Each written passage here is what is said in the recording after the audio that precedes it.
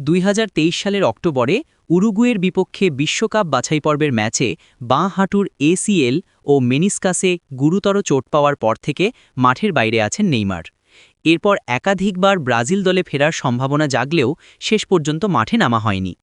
Carlo আনচালোত্তি coach হবার পরও তাকে কোনো আন্তর্জাতিক ম্যাচে ডাকেননি। ব্রাজিলের ইতিহাসে সর্বোচ্চ গোলদাতা হয়েও নেইমারের ফিটনেস এখন বড় প্রশ্ন। তবে তিনি স্পষ্ট জানিয়ে দিয়েছেন আগামী বছরের বিশ্বকাপে খেলতে চান এবং আবারও সতীর্থদের সঙ্গে মাঠে নামতে প্রস্তুত। আনচেলত্তি জানিয়েছেন নেইমার এখনও পুরোপুরি ফিট নন, তবে ফিরলে তাকে নতুন ভূমিকায় দেখা যেতে পারে।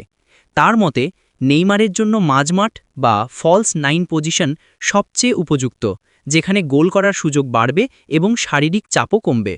আনচেলত্তি বিশ্বাস করেন প্রতিভা ও অভিজ্ঞতার সমন্বয়ে নেইমার আবারও ব্রাজিলের মূল শক্তিতে পরিণত হতে পারেন যদি তিনি ফিটনেস ফিরে পান।